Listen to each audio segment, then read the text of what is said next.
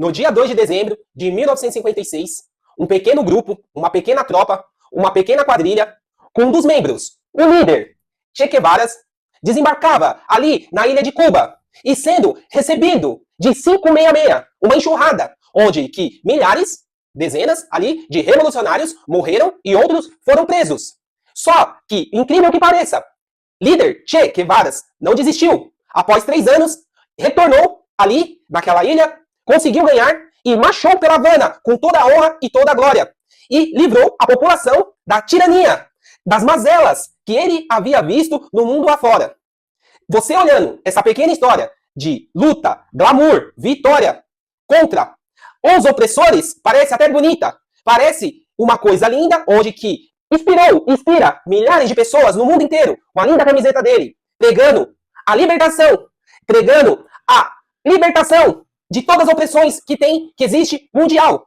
Só que eu falo pra você, o canal, a TV, o nome de passaporte, cash, fala, parece até bonito. Você precisa tomar a pílula vermelha pra você sair da Matrix e não acreditar nessa linda história que sempre te contaram. Então bora pro vídeo. Nômade passaporte. E se o seu escritório fosse uma praia na Bahia hoje e amanhã uma cafeteria charmosa nas montanhas de Minas? Viver uma vida nômade não é fugir da realidade, é criar uma nova, onde liberdade, descobertas e propósito caminham juntos. Ser nômade é trocar a rotina pela aventura, o tédio pela inspiração e o relógio pela bússola. É conhecer culturas, aprender com o mundo real e descobrir que o essencial cabe numa mochila. Você trabalha de onde quiser, vive com mais leveza e, o mais importante, coleciona experiências em vez de coisas. Não espere pela hora certa. O mundo está aí, cheio de caminhos para quem tem coragem de mudar. A vida nômade é possível e pode ser sua. Liberte-se, conecte-se, viva Argentina, 1928, Ernesto Rafael Guevara de la Cerda. Ali, aquele garoto, jovem, privilegiado, nascido em Buenos Aires, Argentina, de uma família tradicionalmente rica, pais de fazendeiros. Ele teve o privilégio também de morar ao lado de um grande hotel famoso, Hotel Sierra, onde que havia piscina e naquela época, como os dias de hoje, como fosse um resort. Lindo e maravilhoso. E ali, com aquele privilégio que os seus pais deram para ele, ele conseguiu chegar aos 19 anos, numa das melhores faculdades de medicina, com 19 anos, e ele, passando nesse curso de medicina, ele teve a brilhante ideia de, com a sua motocicleta, uma Norton 500, que ele, o Che Guevara, apelidou de La Poderosa. Apelidou essa moto ali e realizar o sonho que ele tinha de percorrer, junto com um amigo, toda a América do Sul, saindo de Buenos Aires e cruzando Argentina, Paraguai, Chile, Bolívia, Peru, América Latina inteira. E ali, naquele percurso, junto com seu amigo, ele saiu da bolha, com que ele sempre foi uma pessoa rica, privilegiada, e ele, cada país que ele ia passando, ele viu pessoas, talvez não do estereótipo dele, Buenos Aires, pessoas com a pele mais clara. Ele viu pessoas diferentes dele, e viu a pobreza, as mazelas que tem no mundo afora. E ali, ele ficou com aquilo na cabeça e, retornando para Buenos Aires, para a Argentina, ele consegue concluir seu curso de medicina e ele volta com outra mentalidade, com outra filosofia e decide, o revolucionário, entrar para a política. E o primeiro país que ele vai é a Guatemala. E lá na Guatemala, ele começa a observar, porque na Guatemala, naquele período, o presidente, o Jacob, que se encontrava ali, ele começou a desapropriar as terras, as empresas norte-americanas e entregar para os camponeses. Os camponeses conseguir fazer a sua produção, como fosse na Revolução Russa. E ali, o enfrentamento que os Estados Unidos fez, ao ver que o presidente desapropriou os investimentos que os norte-americanos fizeram ali, os Estados Unidos, junto com a CIA, tentaram retomar um golpe de Estado e o Che, ali, junto com o presidente e junto com uma filosofia que ele viu ao percorrer todos os países da América do Sul, a mazela, ele pegou furas para proteger ali o presidente do contragolpe dos norte-americanos e não foi bem sucedido, que ali foi a sua primeira derrota, ele perde, ele volta chorando da Argentina e volta com um grande ódio dos norte-americanos, da América e do capitalismo, e aonde que ele fala que é a mazela do mundo. E lá na Guatemala, ele conhece a sua linda esposa, Hilda Galdeia. Ele conhece a sua linda esposa, Hilda Galdeia. E a sua esposa ali, a Hilda, é onde que apresenta os irmãos Raul Castro e Fidel Castro, apresenta para o Che, que é onde que eles havia para outros países. Esses irmãos, eles se encontravam em outros países, ali, tentando lutas com furas e conquista, e estava em busca de uma contratação de novos guerrilheiros. E a sua esposa faz a ponte, onde que o Che, com a mesma filosofia, parecida com os irmãos, e ali eles iniciam a sua jornada. O recrutamento não era à toa. que os irmãos Castro queria, porque eles já tinham tentado um contragolpe, porque naquela época o presidente de Cuba também assumiu através de um golpe, que foi o Fulgente Batista. E ele, ali, aquele presidente que se encontrava, ele era tirânico, ele cancelou a Constituição, ele cancelou as eleições, e milhares de pessoas ali deletadas, e os irmãos queriam homens revolucionários, com ideias, com um propósito, para conseguir a libertação, a democracia da linda Havana, Cuba. E ali, eles conseguiram recrutar por volta de 79 a 80 homens, um deles era o Fidel, eles embarcaram naquele iate, onde que apelidaram aquele iate de Granama, apelidaram o iate de Granama. E ali, naquele iate, ao desembarcar, aqueles 79 homens revolucionários, junto com Che e os irmãos Castro, Raul e Fidel, foram recebidos a balas e foram recebidos a 556, ali, com vários furas do exército do Fulgente Batista, e eles teve uma grande perca, uma grande baixa, perderam, muitos homens ali foram presos, muitos homens ali foram deletados, e os irmãos ali, Castro, conseguiram sobreviver, junto com o Che Guevara, eles, naquela luta ali, armada, naquele momento, nesse contragolpe, eles conseguiram fugirem para a montanha de Cuba ali, do sul, eles se abrigaram naquela montanha, a Montanha La Serra, e começaram ali, ficar escondidos, e começaram a recrutar novos homens ali, porque eles já tinham perdido diversos homens, diversos guerrilheiros, e eles começaram a recrutar novos homens, novas pessoas, para conseguir combater o tirânico. Depois da montanha, dessa localidade, o Che, o que acontece? Ele era um cara inteligente, médico, provavelmente não era fácil se tornar médico naquela época, teve os melhores colégios, teve os melhores professores, ele conseguiu ali, abrigado e escondido na montanha, e junto com os irmãos Castro, ele conseguiu recrutar novas pessoas com a sua ideologia, né, implantando os camponeses cubanos, e ele, de uma forma incrível ali, inteligente, e ele ali montou uma loja de roupas, né, como fosse alfaiate, montou uma padaria, montou um hospital para aqueles rebeldes, para as pessoas que estavam feridas no confronto, e também ele montou um sistema de comunicação, porque para ele ter uma linha direta, para ele conversar, junto com o pessoal que estava, os camponeses que estavam longe, e isso fez uma grande diferença ao decorrer dos anos. Todas essas estratégias que o Che, com a sua super inteligência, assim, que ele tinha, ele conseguiu fazer uma diferença, conseguiu potencializar aqueles rebeldes, aquelas pessoas simples, aquelas pessoas que não tinham uma certa inteligência, que nem o Che.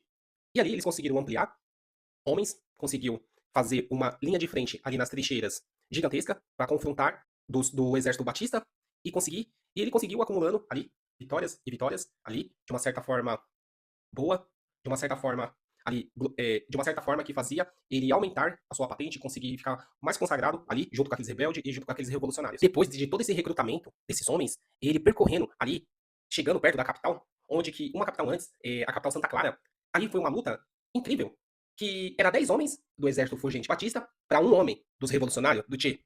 E lutar ali, corpo a corpo, conseguiram ter essa vitória, e o inimigo que estava no poder, ele vendo Che e os seus líderes revolucionários caminhando ali perto de Havana, o que aconteceu? O presidente, ele foi embora. O presidente, ele foi embora. E o presidente, vendo os revolucionários chegando próximo à capital da Havana, ele fugiu. E ali, e onde que teve a vitória dos revolucionários, do Che, junto com os rebeldes camponeses cubanos, e ele conseguiu, ali marchando por Havana, com toda aquela honra, com toda aquela glória, e com um discurso que nova era em Cuba ia se iniciar. Que ia haver mais democracia, mais liberdade de expressão, menos tirania e uma livre Cuba com poder econômico para o proletariado. Chegamos na parte oculta, sombria e mais macabra, onde que não vemos essas pessoas que usam essa camiseta, que usam essa ideologia, que usam as suas imagens, seus símbolos, e acaba escondendo, talvez por mau caratismo, ou escondendo a face oculta, onde que ninguém, essa pessoa não fala pra gente, acaba escondendo. E ali, o que acontece? Essa face oculta desse lunático, uma das mais polêmicas que ficou foi na ONU. Ali ele foi discursar nos Estados Unidos, onde o seu discurso famoso que ele falou ali era: furamos o 566 e deletamos a nossa luta. Vocês entenderam, né? Então assim, ele tinha um diário, onde foi achado esse diário, ele discursando, escrevendo ali para sua mulher, que naquelas trincheiras, naquelas lutas, para ele manter a sua tropa, a sua revolução, ele manchava a sua mão. Ele manchava ali a sua mão com aqueles companheiros que não estava de acordo com as suas ideologias, que não estava de acordo com o que ele queria implantar, ou qualquer suspeita de traição. Quase parecido na Revolução Francesa. Quase parecido na Revolução Francesa com o Robespierre. E ali, esse período aí do Che, dizem que ele deletou por volta, ele mesmo, ele, pelas mãos dele, por volta aí, mais ou menos, de 500 pessoas.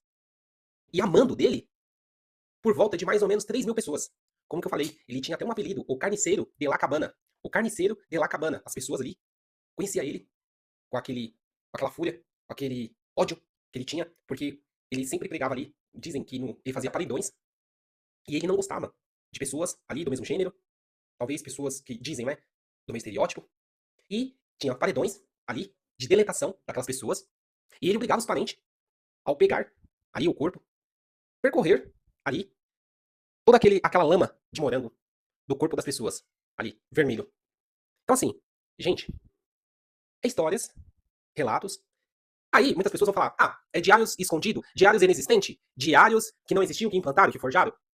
A gente viu, aí eu fiz um vídeo do Charlie Cake dos Estados Unidos, lá, aquele momento terrível, ali, ao vivo, que aconteceu, uma pessoa tentando trocar ideia, com ideias diferentes com outras pessoas. Talvez, é como que eu falei, um despertar, mostrar que a pessoa está errada, mostrar, refutar, de uma forma com fatos, argumento, e simplesmente, ali, tiraram sua vida. Muitas pessoas, tanto nos Estados Unidos, tanto fora, celebrando a morte de um inocente, que deixou família, filha, ali, tentando uma América melhor, uma América para todos, uma América igualitária, e muitas pessoas indo nas redes sociais, às vezes no WhatsApp, celebrando, achando bom. Qual é a linha, como humano, que ultrapassamos? Diante, o que achar de uma pessoa que está contente e que está dando risada que foi bom? O que achar dessa pessoa? Um mau caráter? Um lunático? Ou o obscuro que está no seu coração? Voltando pro Tchê, você acha, a gente vendo isso, nos dias de hoje, a gente acha que é mentira? O que houve? O que esse cara fez? Que esse bandido, ele fez? Eu não tenho nenhuma dúvida que isso é tudo verdade. Você consegue ver isso com o Charlie Cake, isso com aquele ativista americano. A gente viu como que é esses caras. A gente viu o que esses caras são capazes. As pessoas que eles se inspiram, que eles acreditam, que eles querem ser, que eles querem ser. Então assim, gente, um resumo aí do Che Guevara, aquela coisa, quando você vê alguém com símbolos, porque ele até saiu na New York Times, né? Saiu em muitos programas, as pessoas fizeram ele de um popstar, mas não conta, talvez, a verdadeira história. Aquilo, o obscuro, o lado sombrio. E assim, a gente tá vendo aqui no Brasil, aquela perseguição, parabéns aos grandes empresariados, de não compactuar, não ser cúmplice com pessoas que trabalham na sua empresa e tá celebrando isso, cara, que aconteceu com ele. Estão sendo mandados embora, estão demitindo, porque é o correto, é o justo. E não tem como uma pessoa fazer parte do quadro de funcionários da sua empresa com essa mentalidade. Porque é até um perigo para você e para os demais. Quando ela não conseguir produzir ali, ela não conseguir executar o seu trabalho e ter uma demissão e agir com esses atos extremistas. Então, um breve resumo aí da história do Che Guevara, o lado sombrio. Se ficou faltando alguma coisa, alguém deixa aí nos comentários e vamos sempre bater esse papo pra gente ir lá no profundo, pra gente ver os dias atuais aqui no Brasil que a gente está vivendo. Deus abençoe.